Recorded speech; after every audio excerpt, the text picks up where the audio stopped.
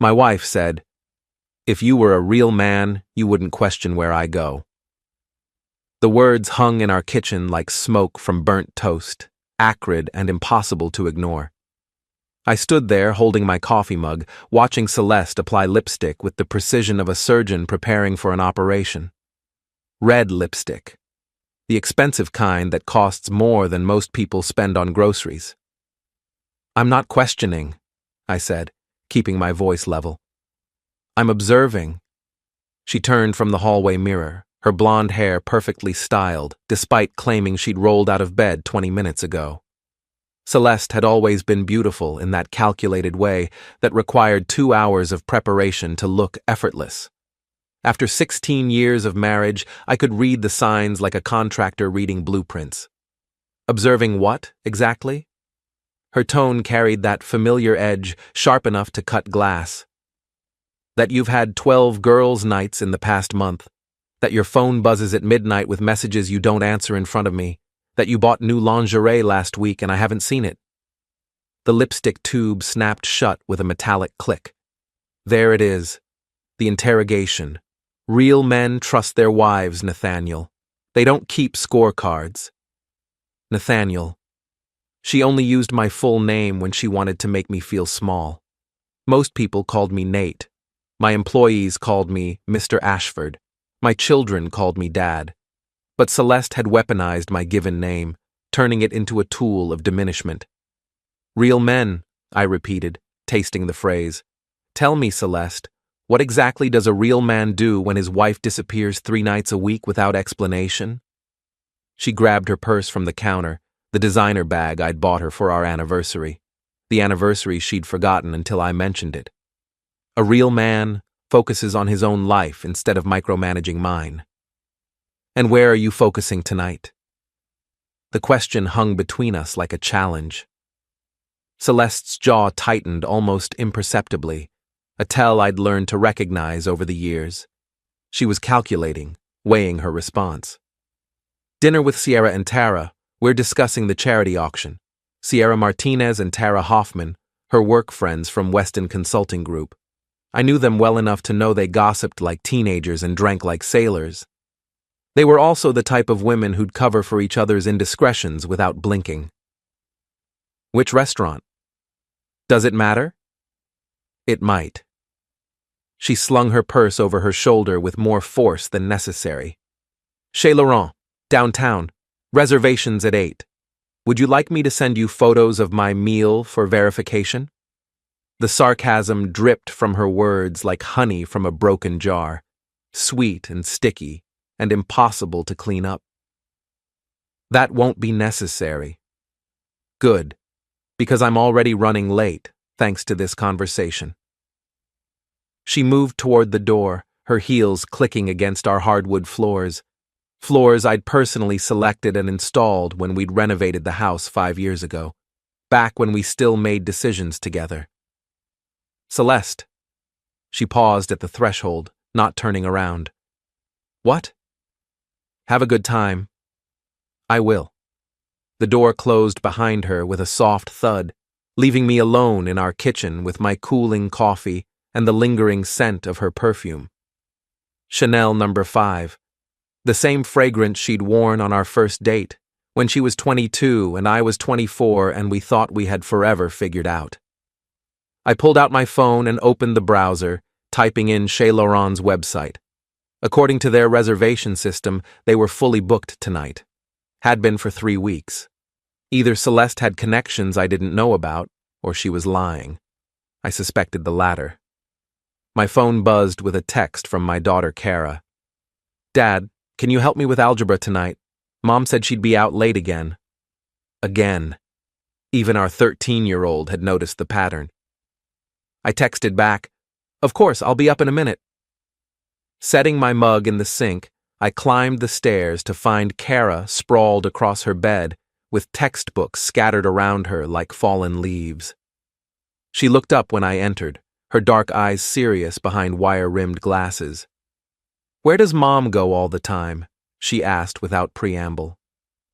Kara had inherited my directness along with Celeste's intelligence. It made for a formidable combination, in a teenager. She's having dinner with friends. Sierra and Tara? That's what she said. Kara's expression suggested she found this as believable as I did. They were at the mall this afternoon. I saw them when Emma's mom dropped us off. They didn't mention dinner plans. My daughter, the accidental detective. I sat down on the edge of her bed, careful not to disturb her homework. Maybe they made plans later. Maybe. She didn't sound convinced. Dad, are you and Mom getting divorced? The question hit me like a punch to the solar plexus. Direct and unexpected and perfectly aimed. Why would you ask that? Because you barely talk to each other anymore. And when you do, it sounds like you're reading from a script. Plus, Mom's been acting weird for months. Weird. That was one way to put it. I might have chosen words like distant, secretive, or hostile, but weird worked too. Marriage is complicated, kiddo. Sometimes adults go through rough patches. Is that what this is? A rough patch? I looked at my daughter, really looked at her. She had Celeste's bone structure but my stubborn chin. She was smart enough to see through comfortable lies and old enough to deserve better than platitudes. I don't know, I admitted. But whatever happens, your mom and I both love you and Benji. That won't change. She nodded solemnly, then picked up her pencil. Okay, now can you explain why X always has to equal something? Why can't X just be X? I laughed despite everything. Because mathematicians like to complicate things, just like everyone else. We worked through her algebra problems for an hour, finding comfort in equations that actually had solutions. Unlike real life, math problems came with clear answers. You could check your work and know definitively whether you were right or wrong. When Kara finally understood quadratic equations, I went to check on Benji. My 16-year-old son was in his room, headphones on, staring at his computer screen with the intense focus he usually reserved for video games. But when I looked closer, I saw he was working on a coding project. I tapped his shoulder, and he pulled off his headphones. How's it going? I asked. Good. I'm building an app that tracks location data for a school project. What kind of location data? Just basic stuff. Where someone goes, how long they stay, patterns of movement. It's actually pretty simple once you understand the GPS protocols. My son, the unintentional surveillance expert. I wondered if this was coincidence or if he'd picked up on the same undercurrents that had Kara asking about divorce. Sounds complex to me. Not really. Most people don't realize how much information their phones broadcast. Location services, Wi-Fi connections, Bluetooth pings. If you know what to look for, you can track someone's movements pretty accurately. That seems like an invasion of privacy. Benji shrugged. Only if they don't know you're doing it, but the data's already being collected anyway. Google, Apple, Facebook, they all track location. I'm just learning how it works. I sat down in his desk chair, processing this information. Could someone use that kind of tracking without the other person knowing? Definitely. There are apps that run in the background, completely invisible. Parents use them to monitor their kids all the time. Some people use them to keep tabs on their spouses. The way he said it made me wonder if he was trying to tell me something without actually saying it. Is that ethical? Depends on the situation, I guess. If someone's lying to you, maybe they forfeit their right to privacy. My son, the accidental philosopher. I ruffled his hair, which earned me an eye roll. Don't stay up too late with that project. I won't, Dad. Yeah? Mom's been acting strange lately. Just thought you should know. So both kids had noticed. That meant either I was paranoid, or Celeste's behavior had become obvious enough for teenagers to detect. Given their usual self-absorption, I suspected the latter. Thanks for telling me. I left Benji to his coding and went downstairs to my home office. The room had always been my sanctuary, filled with books on electrical engineering, business management, and military history. The walls displayed my various certifications and awards from the Electrical Contractors Association, photos from job sites where my company had completed major projects, evidence of a life built through hard work and careful planning. I pulled out my laptop and opened my email. 3 new messages from job sites, 2 from suppliers, and 1 from my business partner asking about next week's bid presentation. Normal stuff. The kind of problems that had clear solutions and measurable outcomes, unlike my marriage. I leaned back in my chair and tried to think objectively about my situation. Celeste's behavior had changed dramatically over the past 6 months. The late nights had started gradually, maybe once a week, then twice. Now it was almost every other day. She'd become protective of her phone, taking it with her to the bathroom and sleeping with it under her pillow. She'd started working out more, buying new clothes, paying more attention to her appearance. All classic signs of an affair, according to every article I'd ever read on the subject. But knowing something and proving it were different things entirely. And even if I could prove it, what then? Confrontation? Counseling? Divorce? My phone buzzed with a text from Celeste. "Dinner running late. Don't wait up." It was 9:47 p.m. Either Chez Laurent served very slow food, or she wasn't at Chez Laurent. I opened my laptop's browser and navigated to the restaurant's website again. This time I clicked on their social media links. Their Instagram account showed photos from tonight's service. I scrolled through images of perfectly plated dishes and candid shots of diners. No sign of Celeste, Sierra, or Tara. Of course, that didn't prove anything. They could have requested privacy or simply avoided the photographer, but combined with everything else, it added another piece to a puzzle I didn't want to solve. My phone rang. The caller ID showed my business partner's name, Douglas Whitmore. "Nate, sorry to call so late. I just got off the phone with Margaret from HR. We might have a problem with the Weston account." Douglas had been my partner for 8 years, ever since I'd bought out the previous owner of Ashford Electrical. He handled the legal and financial side while I managed operations and client relationships. He was also one of the few people who knew about my complicated corporate structure. "What kind of problem?" "Nothing major, just some questions about billing procedures. Margaret thinks we should schedule a meeting with their management team next week." Margaret Sinclair ran human resources for our holding company. She was thorough, discreet, and had an encyclopedic knowledge of corporate regulations. If she wanted a meeting, there was a good reason. "Which management team?" Weston has 3 divisions. "The consulting group. Margaret specifically mentioned wanting to discuss their personnel policies." Weston Consulting Group, where Celeste worked, where she'd been employed for the past 4 years, ever since she'd decided that being a full-time mother wasn't fulfilling enough. "Any particular reason for the sudden interest in their personnel policies?" Douglas paused, and I could hear papers shuffling in the background.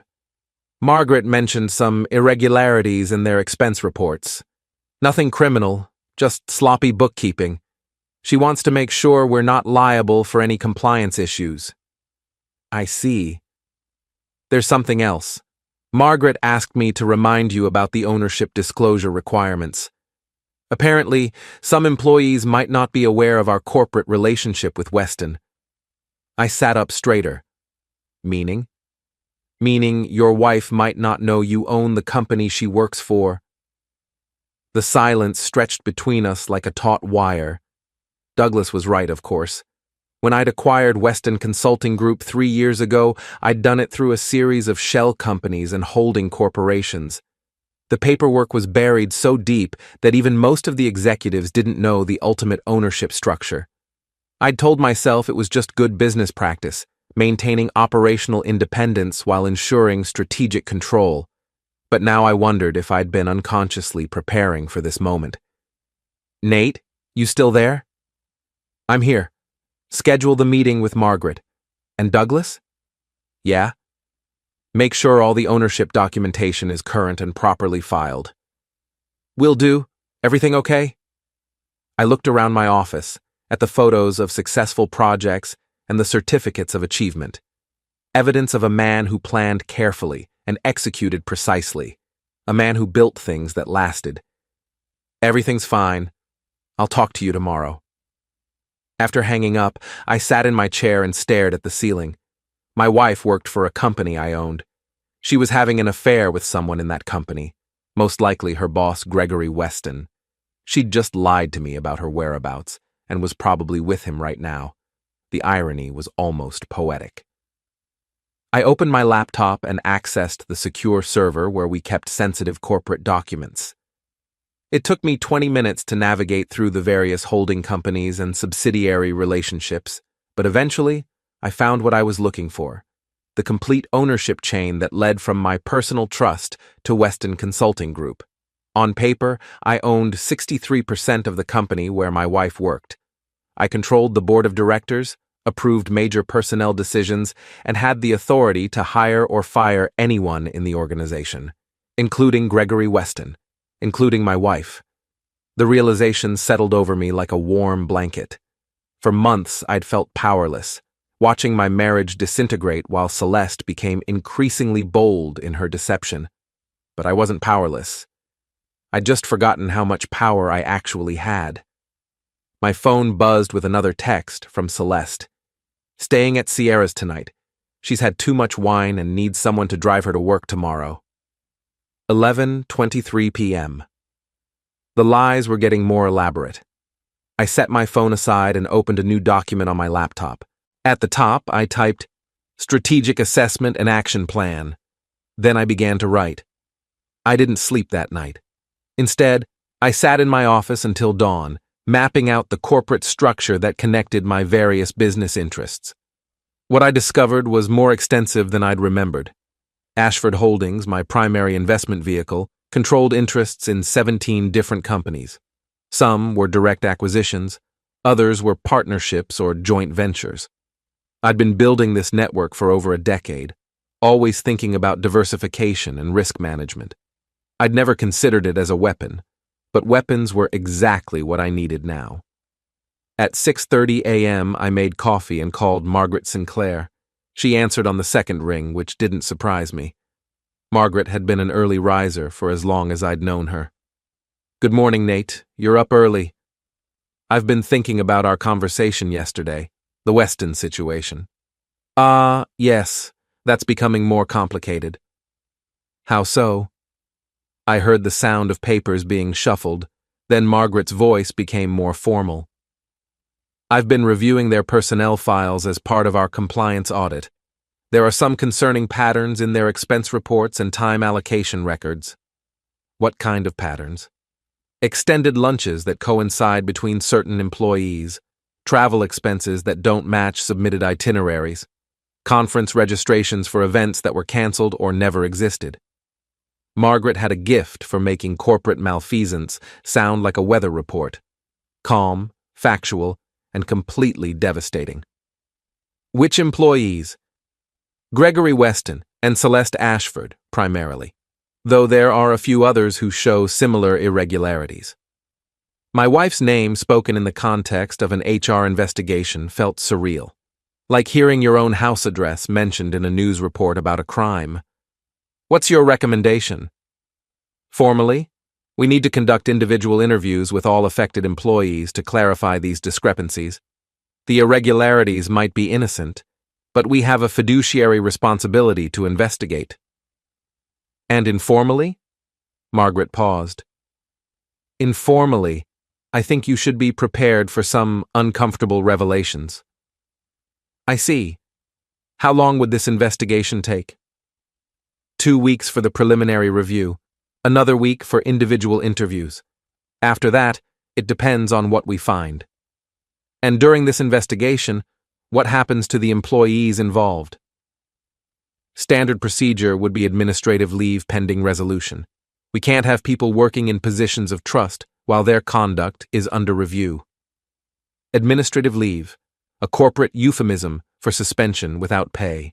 For someone like Gregory Weston, who lived beyond his means and carried significant debt, it would be financially devastating. "Margaret, I want you to proceed with the investigation, but I want it done quietly and thoroughly." "Of course." "Nate, there's something else you should know." "What's that?" "I ran a preliminary background check on Gregory Weston as part of the review. He has some concerning financial obligations, significant credit card debt, a mortgage that's underwater, and what appears to be a gambling problem. Gambling? Regular trips to the casino, large cash withdrawals, and at least 3 loans from payday advance companies. The man is drowning in debt. This information hit me like a physical blow, not because I was surprised by Gregory's financial problems, but because it explained so much about Celeste's recent behavior. Her new clothes, her expensive dinners, her sudden interest in investing our money in various schemes I'd rejected. She wasn't just having an affair. She was being used by someone who needed access to money he didn't have. Margaret, I want you to expedite this investigation, and I want you to be especially thorough in documenting any financial irregularities. Understood. I'll have a preliminary report by Friday. Good.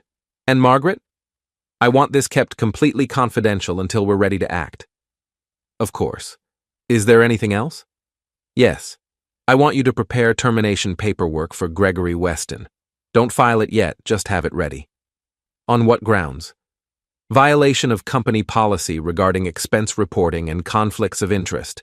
You'll have plenty of documentation once the investigation is complete.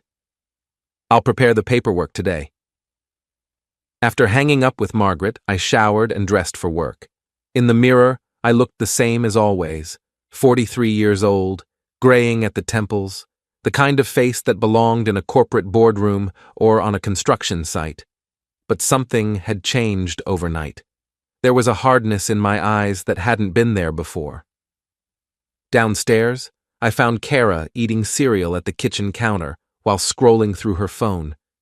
Morning, Dad. Mom's not back yet. She stayed at Sierra's last night. Uh-huh.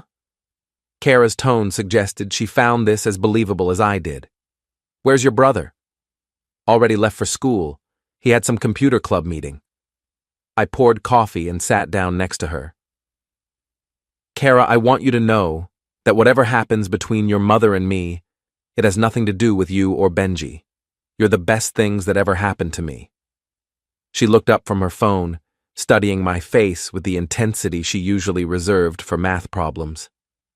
Dad, are you okay? I'm fine. Just wanted you to know that. You're acting weird. Different weird than Mom, but still weird. How am I acting weird? You're too calm. Usually when Mom stays out all night, you pace around the kitchen and check your phone every 5 minutes. Today you're just sitting there like nothing happened. My daughter, the behavioral analyst. She was right, of course. I was different today. Yesterday I'd been reacting to events, trying to understand what was happening to my marriage. Today, I was planning. Maybe I'm just tired of pacing. Or maybe you figured something out. I studied her face, wondering how much she actually knew or suspected. What makes you say that? Because you get this look when you solve problems. Like when you figured out why the electrical system was acting up in the garage, or when you restructured the company's debt. You get really quiet and focused. And I have that look now? Yeah, it's kind of scary, actually. I reached over and squeezed her shoulder. Don't be scared. Everything's going to be fine. Promise? I promise. She seemed satisfied with this and returned to her cereal. I finished my coffee and gathered my things for work. Dad? Yeah? When you solve this problem, try not to be too mean to Mom. She's still our mother. The request hit me harder than I'd expected. Even knowing what Celeste was doing, even feeling the anger and betrayal burning in my chest, my daughter was asking me to show mercy. I'll remember that. The drive to my office gave me time to think about Kara's words. She was right to be concerned. The plan forming in my mind was comprehensive and devastating. By the time I was finished, Celeste and Gregory would be professionally ruined, socially humiliated, and financially destroyed. But they were also the mother of my children, and a man with his own family to support. I pulled into my parking space and sat in the car for a moment, weighing justice against mercy. Then I thought about Celeste's words from the night before. If you were a real man, you wouldn't question where I go. Real men, apparently, were supposed to be blind, deaf, and stupid. I got out of the car and walked into my building. My office occupied the top floor of a converted warehouse in the industrial district. We'd renovated it 5 years ago, creating a space that was both functional and impressive. Floor-to-ceiling windows overlooked the city, while exposed brick walls and polished concrete floors gave it an urban sophistication that clients seemed to appreciate. Douglas was already at his desk when I arrived, surrounded by legal briefs and financial reports. He looked up when I entered. "Morning. You look like hell." "Didn't sleep much." "The Weston situation?" "Among other things." I settled into my chair and turned on my computer. 3 new emails from job sites, one from a potential client, and a message from our insurance company about policy renewals. Normal business, the kind of problems that seemed simple compared to my personal situation. "Douglas, I need you to prepare some additional documentation." "What kind of documentation?" "I want a complete ownership disclosure for all our subsidiary companies, every shell corporation, every holding company, every partnership agreement. I want it organized so that even a lawyer could understand it." Douglas raised an eyebrow. "That's going to be a lot of paperwork. Any particular reason for the sudden transparency?" "Let's just say I want to make sure all our business relationships are properly documented." "This wouldn't have anything to do with your wife working for Weston, would it?" I met his gaze steadily. "It might." "Nate, I've been your partner for 8 years. I've never seen you make a business decision based on personal considerations." "I'm not making a business decision. I'm making a personal decision that happens to involve business assets." Douglas leaned back in his chair, processing this distinction. "What exactly are you planning?" "I'm planning to remind some people that actions have consequences." That sounds ominous. It's meant to. My phone buzzed with a text from Celeste. "Running errands today. Won't be home until late. Can you pick up the kids from school?" I showed the message to Douglas. "She's not running errands." "How do you know?" "Because I know my wife. She's covering her tracks for another afternoon with Gregory Weston." "The same Gregory Weston whose termination paperwork Margaret is preparing?" "The very same." Douglas was quiet for a long moment. Then he opened his laptop and began typing. "I'll have the ownership documentation ready by this afternoon." "Thank you." "Nate?" "Yeah?" "Whatever you're planning, make sure it's legal." "It will be, but legal doesn't necessarily mean gentle." I spent the morning reviewing project reports and returning client calls, but my mind kept drifting to the plan taking shape in my head. By lunchtime, I had the basic framework mapped out. Phase 1. Investigation and documentation. Margaret would handle this, building an airtight case for Gregory's termination while documenting Celeste's involvement. Phase 2. Strategic disclosure. Douglas would prepare the ownership documentation, making it clear that I controlled Weston Consulting Group and had the authority to make personnel decisions. Phase 3. Execution. Gregory would be terminated for cause, Celeste would face disciplinary action, and both would be professionally blacklisted. It was elegant in its simplicity and devastating in its thoroughness. My phone rang. The caller ID showed Celeste's name. "Hello?" "Nate, I need to ask you something." Her voice sounded strained, almost nervous. "What's that?" "Have you been checking up on me?" The question caught me off guard. "What do you mean?" "I mean, have you been calling restaurants to verify where I've been, or asking Sierra and Tara about our plans, or anything like that?" "Why would you ask?" "Because Sierra got a weird call this morning from someone claiming to be conducting a customer satisfaction survey about Chez Laurent. They asked specific questions about whether she'd been there last night and who she was with." Interesting. I hadn't made any such call, which meant someone else was investigating Celeste's activities. Probably a private investigator hired by Gregory's wife, or possibly someone from our HR department conducting their own informal inquiry. I haven't called anyone, Celeste. Maybe it was a legitimate survey. Maybe. She didn't sound convinced. It just seemed odd.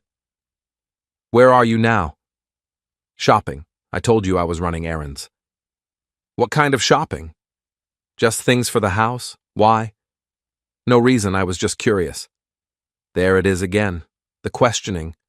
I thought we'd settled this. We did.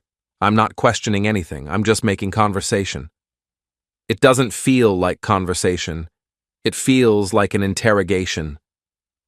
I could hear traffic in the background, along with what sounded like music, not the kind of environment you'd expect at a shopping center. Celeste, are you happy? The question seemed to surprise her as much as it surprised me.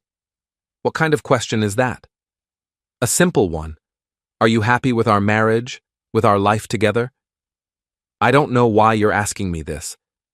Because I want to understand what's happening to us. Nothing's happening to us. You're just being paranoid and controlling. Am I? Yes. And it's pushing me away. I see. So if I were less paranoid and controlling, you'd be more present in our marriage? Probably. And if I stopped questioning where you go and what you do, you'd be more honest with me? I'm already honest with you. The lie came so easily that I almost admired her skill. Almost. Good to know. Well, I should let you get back to your shopping. Nate, are we okay? We're fine, Celeste. Everything's fine. You sound different. Different how? I don't know. Just different. Maybe I'm evolving. Into what? A real man, apparently. The silence stretched between us like a chasm. Finally, Celeste spoke. I'll see you tonight. Will you? What's that supposed to mean? Nothing. Just wondering if you'll actually be home tonight or if you'll find another friend who needs your help. I'll be home. Good. We should talk. About what? About our future. After she hung up, I sat staring at my phone. The conversation had confirmed what I already knew. Celeste was lying. She felt no remorse about it, and she had no intention of stopping, which meant I had no reason to stop either. I called Margaret Sinclair. Margaret, it's Nate. How's the investigation progressing? Faster than expected. I've found some very interesting information. Such as? Gregory Weston has been using company credit cards for personal expenses. Dinners at expensive restaurants, hotel rooms that don't correspond to business travel, and what appear to be gifts charged to the office supplies budget. Gifts? Jewelry, flowers, lingerie, all purchased with company funds and delivered to various addresses around the city. Including my address? I'm afraid so. A necklace from Tiffany delivered to your home address last week. The receipt shows it was charged to the marketing budget as a client appreciation gift. The necklace Celeste had been wearing to her girls' nights out. The one she'd claimed was a gift from her sister. What else? Hotel receipts for rooms booked during normal business hours. Always the same hotel, always the same type of suite. The pattern suggests regular meetings that have nothing to do with business. How regular? 3 times a week for the past 4 months. Always between noon and 3 p.m.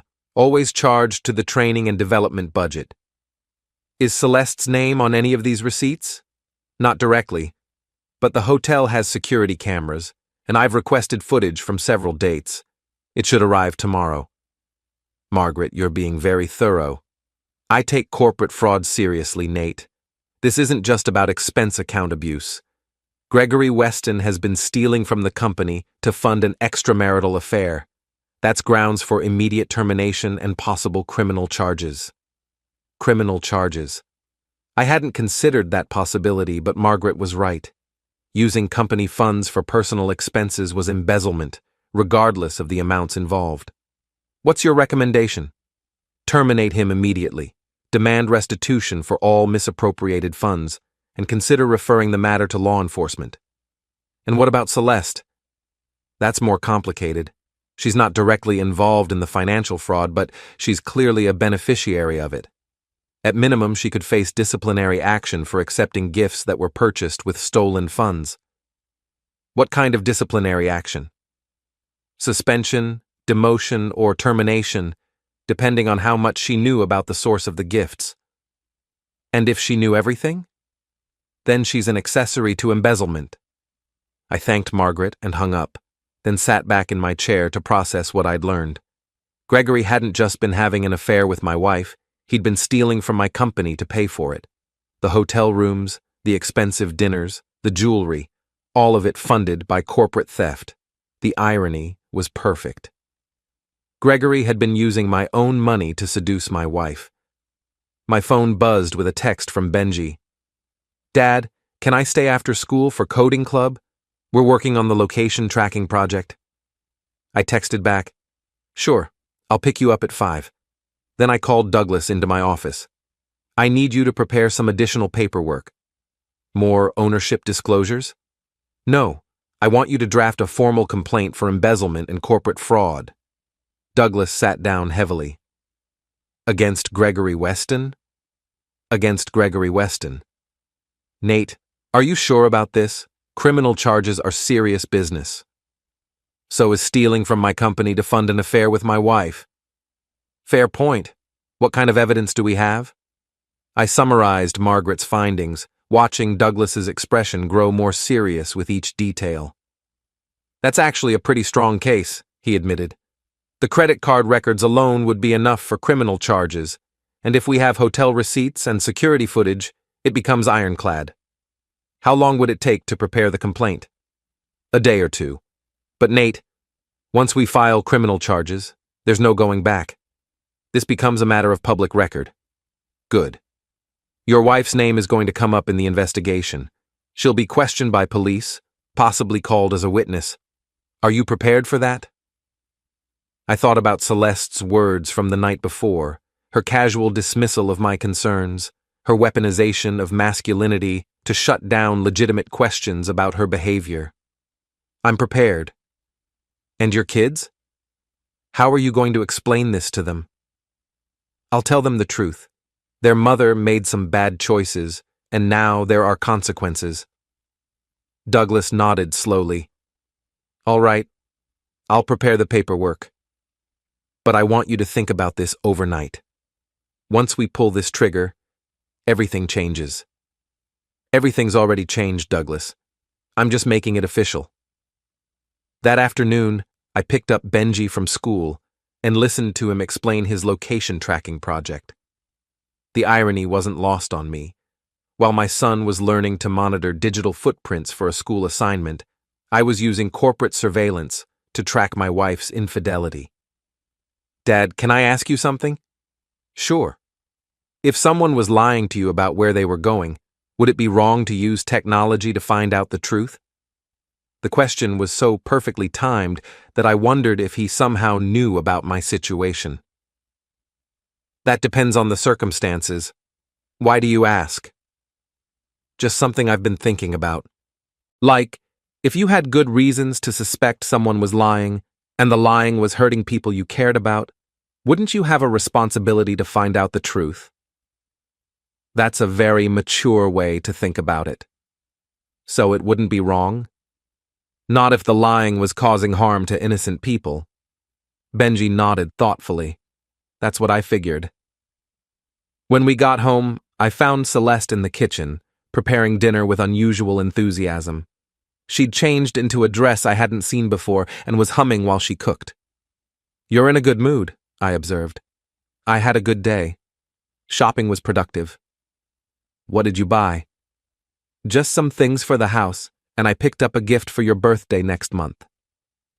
My birthday wasn't for 3 months, but I didn't correct her. That's thoughtful. I try to be. She moved around the kitchen with practiced efficiency, and for a moment I could almost pretend we were a normal family preparing for a normal dinner. But then I noticed the new necklace she was wearing, the one Gregory had purchased with company funds, and the illusion shattered. "That's a beautiful necklace." "Thank you. It was a gift from my sister." "Your sister has excellent taste." "She does." The lie came so naturally that I wondered how many others I'd missed over the years. How many gifts, how many explanations, how many alibis had I accepted without question? During dinner, Celeste was more animated than she'd been in months. She asked about the kids' school projects, made jokes about her co-workers, and even suggested we plan a family vacation for the summer. It was a masterful performance, and it might have worked if I hadn't known what I knew. After the kids went upstairs to do homework, Celeste and I sat in the living room with glasses of wine. She'd chosen a bottle from our wedding collection, one we'd been saving for a special occasion. "This is nice," she said, curling up next to me on the couch. "It is. We should do this more often. Just relax together. I'd like that."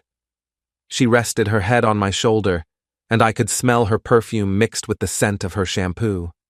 For 16 years, these had been the most comforting smells in my world. "Nate, I want you to know that I love you." The words should have made me happy. Instead, they felt like another lie in an evening full of them. "I love you too. I know I've been distant lately. Work has been stressful, and I've been dealing with some personal stuff." "What kind of personal stuff?" "Just things with my family. You know how complicated my mother can be." Her mother lived in Florida, and they spoke maybe twice a year. If Celeste was dealing with family stress, it wasn't coming from that direction. "Do you want to talk about it?" "Not really. I just want to focus on us tonight." "Okay." We sat in comfortable silence for a while, watching the fire crackle in the fireplace. It felt like old times, back when we were young and in love, and thought we could handle anything life threw at us. "Nate?" "Yeah?" "If something happened to us, to our marriage, you'd fight for it, wouldn't you?" The question caught me off guard. "What do you mean?" "I mean you wouldn't just give up. You'd try to work things out." "Are you planning to give me a reason to fight?" "No. I just want to know that you'd try." "Of course I'd try. This is our family, Celeste. It's worth fighting for." "Good. I'm glad to hear that." She kissed my cheek and went upstairs to bed, leaving me alone with my wine and my thoughts. I sat there until midnight, staring at the fire and thinking about her words. She'd asked if I would fight for our marriage, and I'd said yes. But she'd misunderstood what fighting meant. I wasn't going to fight to save our marriage. I was going to fight to win. Margaret called me at 7 a.m. with news that changed everything. "Nate, I have the hotel security footage." "And?" "It's worse than we thought. Gregory and Celeste have been meeting at the Riverside Hotel 3 times a week for 4 months. But that's not the worst part." I was already dressed for work, but I sat down heavily in my kitchen chair. "What's the worst part?" "They're not alone. There's a third person involved, Sierra Martinez from their department. This isn't just an affair, it's a conspiracy." "Sierra? Celeste's supposed best friend, the one who'd allegedly needed a designated driver last night, the one who'd received the mysterious phone call about restaurant surveys." "What kind of conspiracy?" "From what I can piece together from the expense reports and email records, they've been planning to leave Weston Consulting and start their own firm. They've been using company resources to identify clients, steal proprietary information, and fund their planning meetings. That's corporate espionage. It gets worse. I found email drafts on Gregory's computer that suggest they were planning to frame you for financial irregularities at Weston. Make it look like you were embezzling funds through the holding company structure. My coffee mug slipped from my hand and shattered on the kitchen floor. The sound brought Kara running downstairs. "Dad, are you okay?" "I'm fine, just clumsy." She looked at the broken ceramic and spilled coffee, then at my face. "You don't look fine."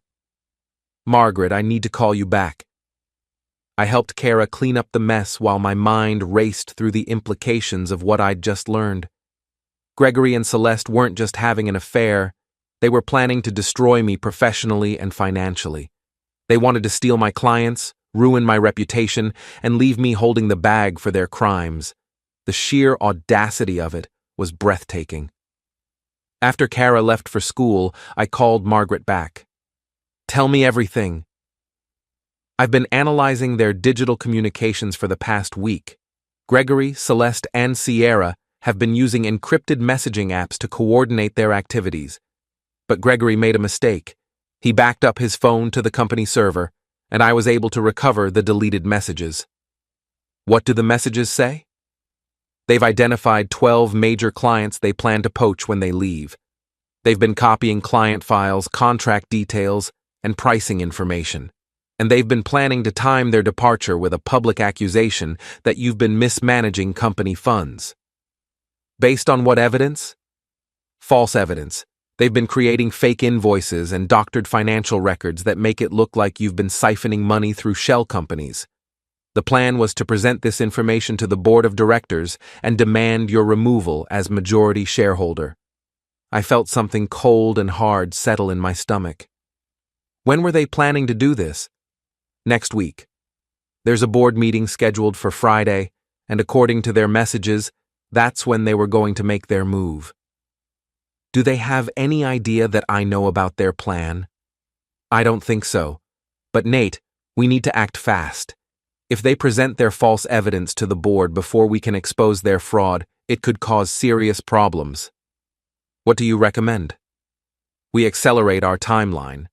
I want to terminate Gregory today and place Celeste and Sierra on administrative leave pending investigation.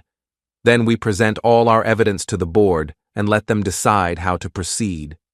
Do it! Are you sure? This is going to create a lot of chaos.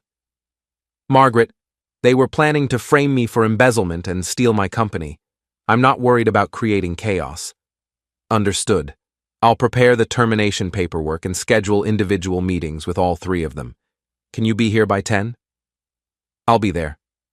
I hung up and immediately called Douglas. We need to move up our timeline. What happened? I explained Margaret's discoveries, watching Douglas's expression grow more serious with each detail. Holy hell, Nate. They were planning a corporate coup. Complete with false evidence and media manipulation. Margaret found draft press releases accusing me of fraud. This is way beyond an affair. This is organized crime. Which is why we're going to crush them. What do you need from me? I want you to contact the FBI. Corporate espionage and conspiracy to commit fraud are federal crimes. I want these people prosecuted to the fullest extent of the law. That's going to make this very public, very quickly. Good. I want everyone to know what they tried to do. Douglas nodded grimly. I'll make the calls. But Nate, you need to prepare yourself for what comes next. This is going to be a media circus. Let it be a circus, as long as I'm the ringmaster. At 10 a.m., I walked into the Weston Consulting Group offices for the first time in over a year. The building was modern and sleek, with glass walls and open-concept workspaces that projected an image of transparency and collaboration. The irony wasn't lost on me. Margaret met me in the lobby, carrying a thick folder of documents. Gregory is in conference room A. Celeste and Sierra are in separate offices, unaware of what's happening. Let's start with Gregory. Conference room A had floor-to-ceiling windows that overlooked the city. Gregory Weston sat at the polished table, looking confused and slightly annoyed. He was a handsome man in his mid-40s, with the kind of polished appearance that suggested expensive grooming and regular gym visits. He looked up when I entered, and his confusion deepened. Nate? What are you doing here? Hello, Gregory. We need to talk. Margaret closed the door behind us and activated the room's recording system. This meeting is being recorded for legal purposes. Legal purposes? Gregory's voice rose slightly. What's going on? I sat down across from him and opened Margaret's folder. Gregory, are you familiar with the corporate structure of Weston Consulting Group? Of course I am. I'm the president. And who do you think owns the company? The board of directors, obviously. Wrong. I own 63% of Weston Consulting Group through a series of holding companies, which means I own this building, I own your office, and I own your job. The color drained from Gregory's face. That's impossible. Margaret, would you please provide Mr. Weston with the ownership documentation? Margaret slid a stack of papers across the table. Gregory's hands shook slightly as he flipped through them. This can't be legal. It's completely legal, and it means that every decision you've made as president of this company has been subject to my approval, including personnel decisions. What does this have to do with anything? It has to do with the fact that you've been embezzling company funds to pay for an affair with my wife. Gregory's mouth opened and closed like a fish out of water. I don't know what you're talking about. Hotel receipts, credit card statements, security footage. We have documentation of every meeting, every dinner, every gift you purchased with stolen money. Margaret slid another stack of papers across the table. These are copies of your expense reports for the past 6 months. Would you like to explain why you charged a Tiffany necklace to the marketing budget? That was a legitimate business expense. For a necklace delivered to Nate's home address? Margaret's voice was perfectly calm. What kind of business were you conducting with your boss's wife? Gregory's composure cracked completely. Look, I can explain everything. Please do. Celeste and I, we fell in love. It wasn't planned, it just happened. And yes, I used company funds for some personal expenses, but I was planning to pay it back. With what money? I asked. According to our financial investigation, you're drowning in debt. Gambling debts, specifically. How do you know about that? Because I own the company, Gregory. I know everything. He slumped in his chair, the fight going out of him. What do you want? I want you to admit that you've been stealing from my company to fund an affair with my wife. Yes. I want you to admit that you, Celeste, and Sierra Martinez have been planning to steal proprietary information and start a competing firm. Gregory's eyes widened. How did you... Is that an admission? Yes. And I want you to admit that you were planning to frame me for embezzlement to cover your tracks. That wasn't my idea. That was Celeste's plan. The words hung in the air like a toxic cloud. My wife, the mother of my children, had been planning to destroy me professionally and financially. Thank you for your honesty, Gregory. Margaret, please provide Mr. Weston with his termination paperwork. Termination? But I just admitted everything. I thought we could work something out. We are working something out. You're fired, effective immediately. Security will escort you from the building. You have 15 minutes to clean out your personal belongings. What about the embezzlement charges? What about them? Are you going to press charges? I pretended to consider this. That depends on how cooperative you are during the investigation. I'll cooperate completely. Good. Then maybe we can avoid criminal prosecution. But Gregory? Yes? If you ever contact my wife again, if you ever set foot on any property I own, if you ever breathe a word about this company's business to anyone, I will destroy you so completely that you'll wish you'd never been born. Gregory nodded frantically. I understand. I hope you do. Security escorted Gregory from the building while Margaret and I prepared for the next phase. Watching him walk past the windows with his cardboard box of personal belongings, I felt a grim satisfaction. 1 down, 2 to go. Are you ready for Celeste? Margaret asked. More than ready. Conference Room B was identical to Conference Room A, but somehow it felt different, knowing that my wife would be sitting across from me in a few minutes. Margaret had arranged for Celeste to be called to the meeting under the pretense of discussing her upcoming performance review. When Celeste walked in, she looked beautiful and confident. She'd worn one of her best suits and styled her hair perfectly. She was dressed for success, not knowing that her world was about to collapse. Nate? What are you doing here? Hello, Celeste. Please sit down. She looked between Margaret and me, confusion evident on her face. Is everything okay? Margaret said this was about my performance review. In a way, it is. I opened Margaret's folder and pulled out the hotel receipts. Celeste, do you recognize these? She glanced at the papers and her face went pale. I don't know what those are. They're receipts from the Riverside Hotel, room 412, booked 3 times a week for the past 4 months. Always between noon and 3 p.m., always charged to the company's training budget. I've never seen those before. Really? Because we have security footage of you entering and leaving that hotel room with Gregory Weston. Celeste's hands began to shake. Nate, I can explain. Please do. Gregory and we've been working on a special project, a confidential client proposal that required privacy. What kind of proposal requires a hotel room? It's complicated. Industrial espionage concerns, competitive intelligence. We needed somewhere secure to discuss sensitive information. The lie was so elaborate and so desperate that I almost felt sorry for her. Almost. Margaret, would you please show Celeste the security footage from last Tuesday? Margaret opened her laptop and turned it toward Celeste.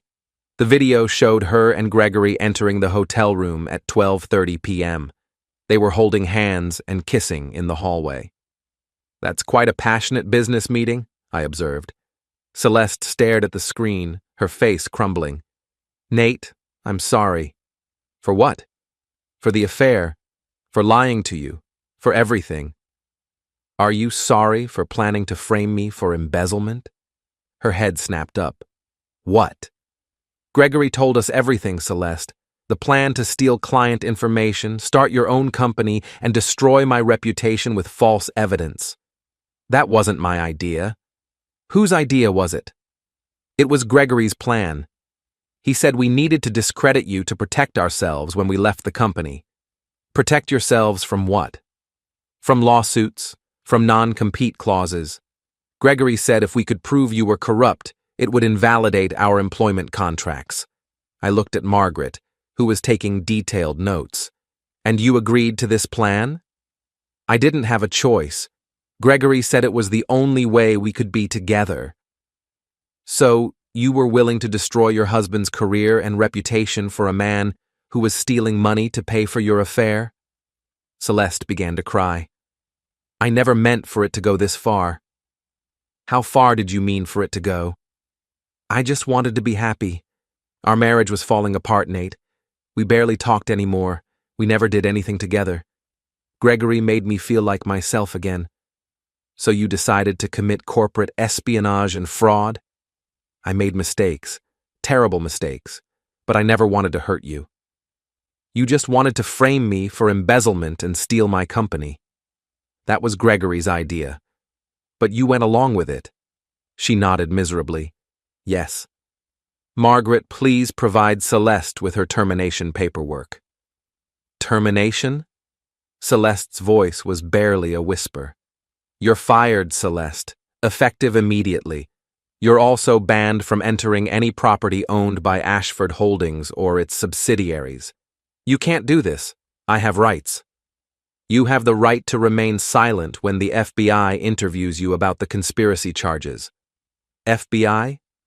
Corporate espionage is a federal crime, Celeste. So is conspiracy to commit fraud.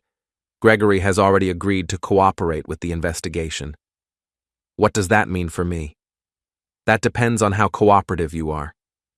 She looked at me with desperate eyes. What do you want me to do? I want you to provide a complete written confession detailing your role in the conspiracy. I want you to turn over all stolen client information and proprietary documents.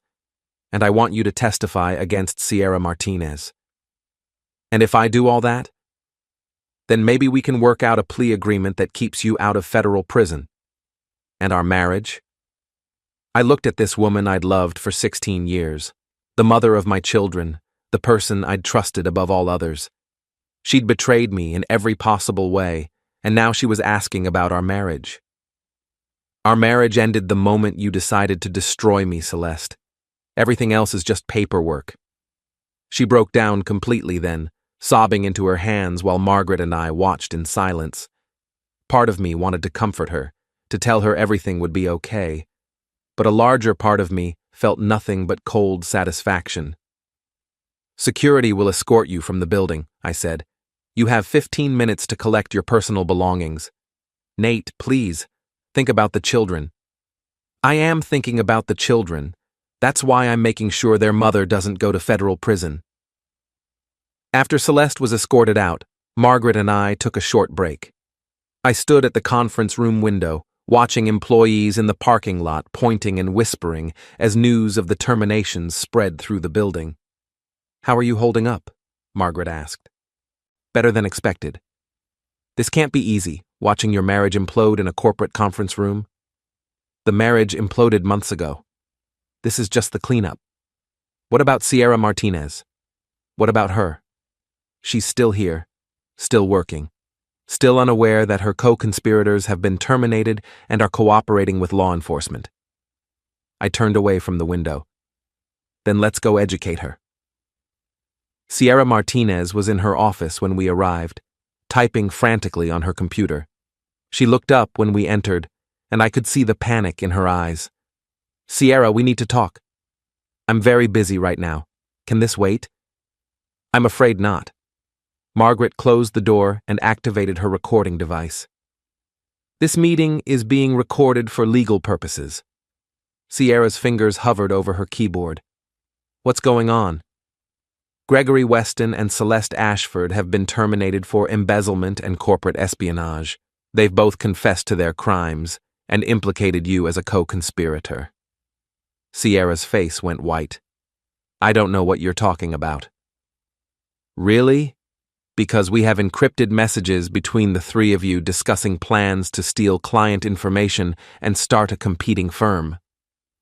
"Those messages were taken out of context." "Were they?" "Because Gregory and Celeste seemed to remember them quite clearly." Sierra stood up abruptly. "I want to call my lawyer." "That's your right.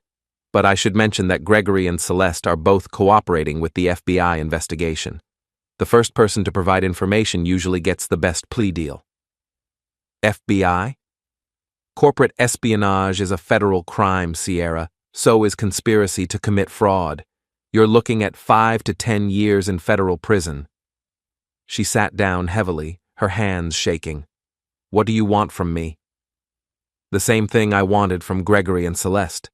A complete confession, full cooperation with the investigation, and the return of all stolen information." "And if I cooperate? Then maybe we can work something out." Sierra stared at her computer screen for a long moment, then began typing. "I'm deleting the client files we copied." "Don't bother. We've already imaged your hard drive. The evidence is preserved." She stopped typing and looked at me with defeated eyes. "You really do own this company." "I really do." "And you're really going to prosecute us?" "That depends on how this conversation goes." Sierra took a deep breath. "What do you want to know?" For the next hour, Sierra provided a detailed account of the conspiracy. She confirmed everything Gregory and Celeste had told us, and added several details they'd omitted. By the time we finished, we had enough evidence to prosecute all three of them for multiple federal crimes. "Margaret, please prepare Sierra's termination paperwork." "Already done." Margaret slid the papers across Sierra's desk. "What happens now?" Sierra asked. "Now you go home and wait for the FBI to contact you. I suggest you hire a very good lawyer." "And my job?" "You no longer have a job. You're terminated for cause, effective immediately." As security escorted Sierra from the building, I felt a profound sense of completion.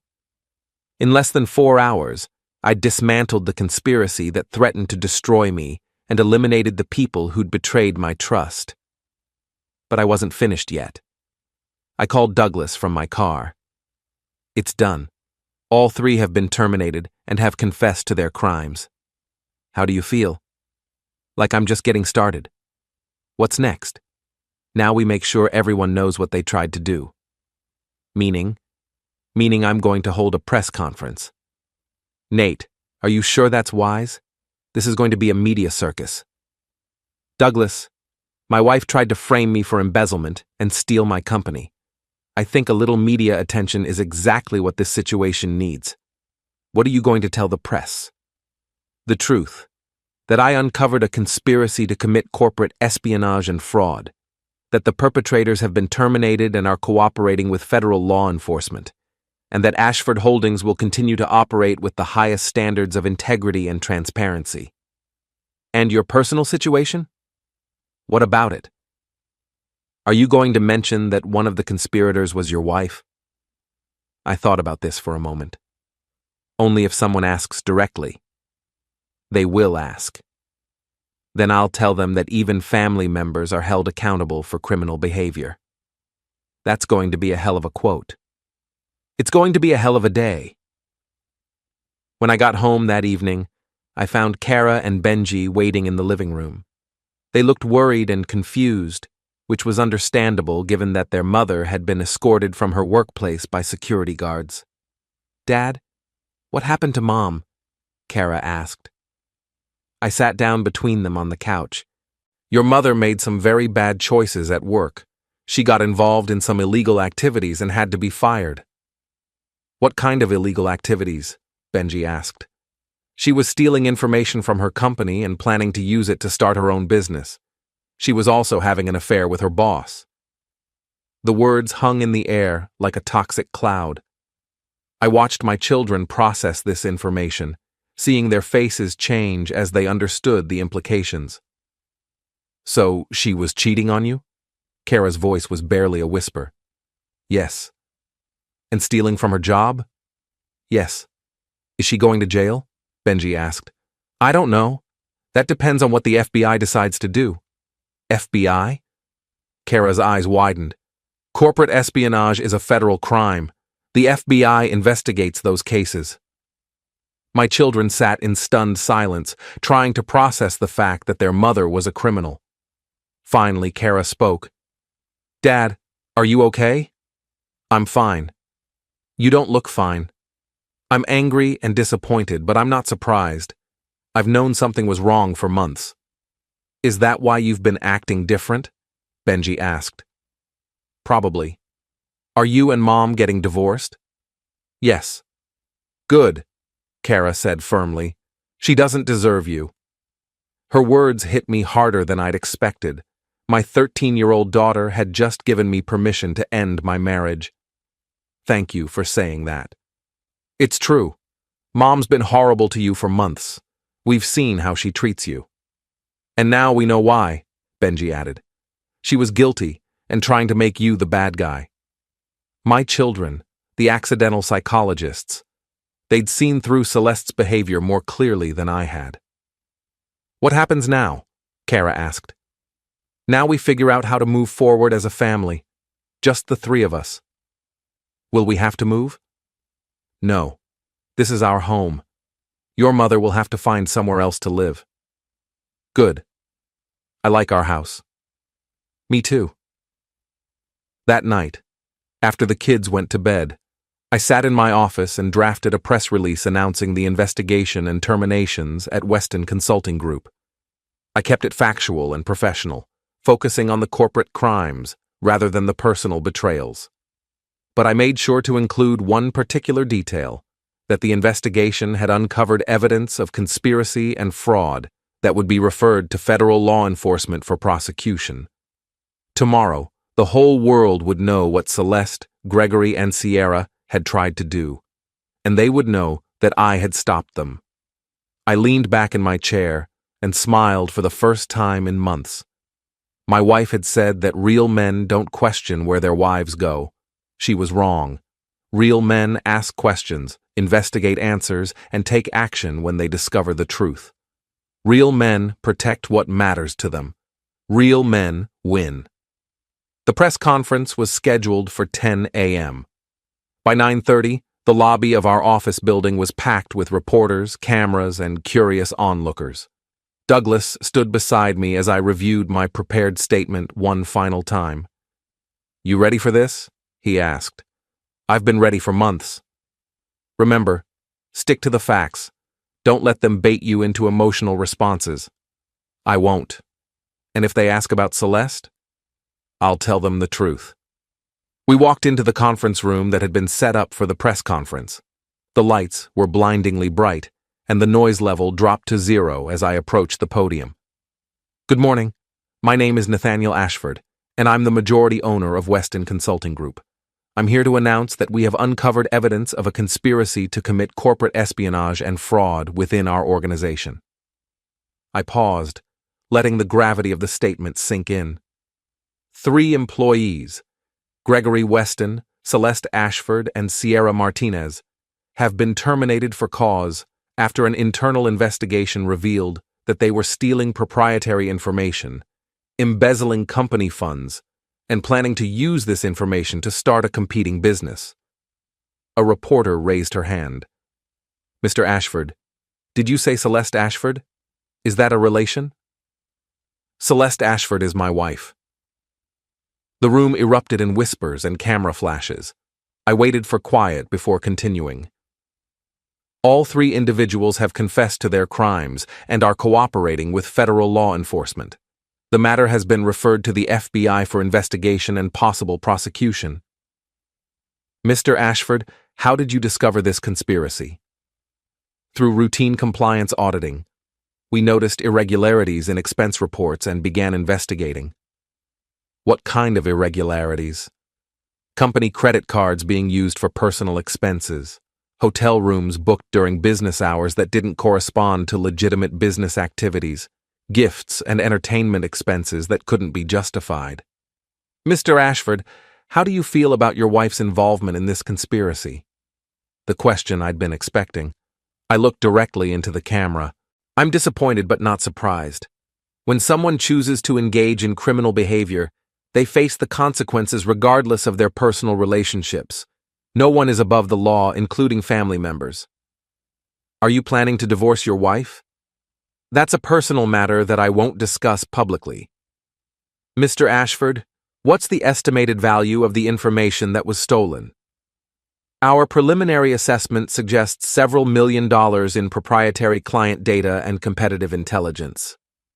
Will this affect Weston Consulting Group's operations? Not at all. We've implemented additional security measures and are confident in our ability to serve our clients without interruption. Mr. Ashford, do you think your wife's actions were motivated by your marriage problems? Another direct hit. I paused, considering my response. I think my wife's actions were motivated by greed and poor judgment. Personal problems don't justify criminal behavior. Have you spoken to your wife since her termination? No. Do you plan to? That will depend on the advice of my attorney. I took a few more questions, then concluded the press conference. As I walked away from the podium, I felt a profound sense of closure. The world now knew what Celeste had done, and there would be no way for her to spin the narrative in her favor. My phone was buzzing with calls and text messages before I even reached my office. News outlets, former colleagues, friends, and family members who'd seen the press conference. I ignored them all except one, a call from my lawyer. Nate, I just watched your press conference. We need to talk. What's the problem? No problem. I just want to make sure you understand the implications of what you've done.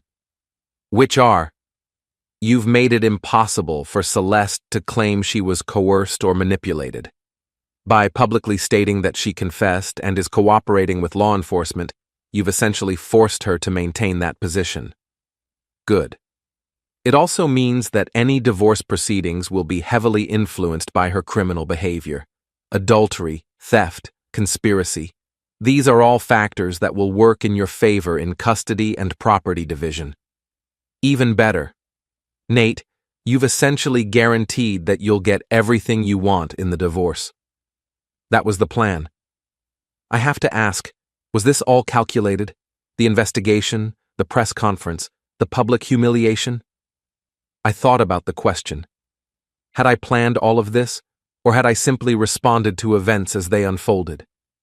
I didn't plan for my wife to have an affair and try to frame me for embezzlement, but once I discovered what she was doing, yes, I planned my response very carefully.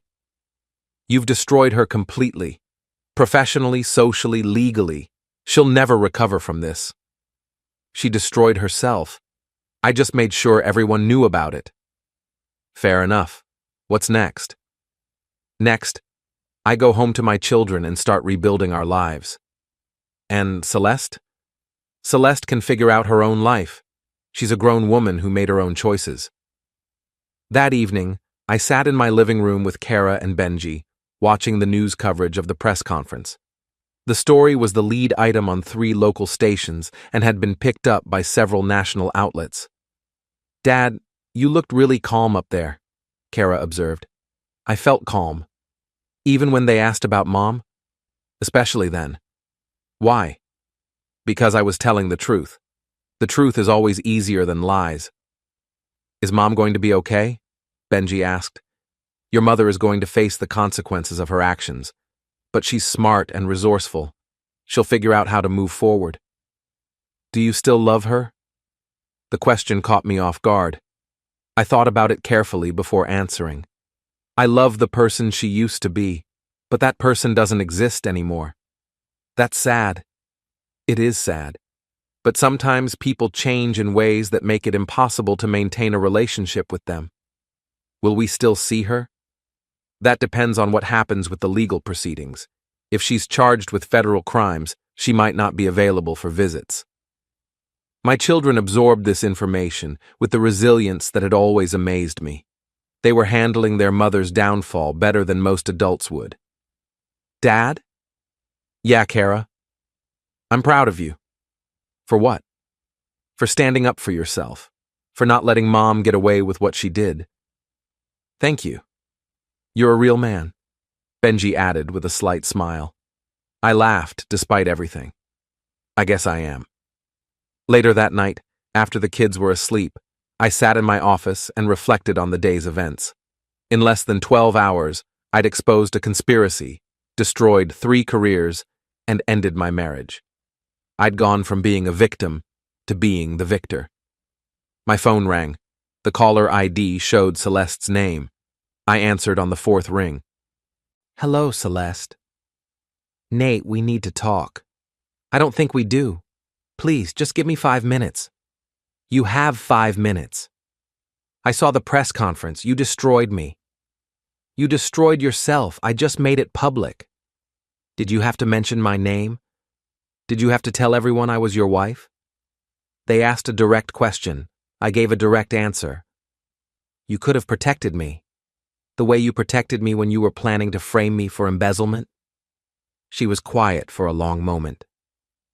"I never wanted it to go that far. But you were willing to let it go that far." "I was scared. Gregory said it was the only way." "Gregory was using you, Celeste. He was stealing my money to pay for your affair, and when that wasn't enough, he convinced you to help him steal my company. I know that now. Do you? Because 3 hours ago you thought you were going to get away with it. What do you want from me, Nate? I want you to take responsibility for what you've done. I want you to cooperate with the FBI investigation, and I want you to stay away from my children until this legal mess is resolved. They're my children too. They're children whose mother is facing federal criminal charges. I'm not going to expose them to that chaos. This isn't over. Yes, it is. Your 5 minutes are up." I hung up and turned off my phone. Tomorrow would bring new challenges: FBI interviews, media attention, divorce proceedings. But tonight, I was content to sit in my office and savor the victory. My wife had said that real men don't question where their wives go. She was wrong about that.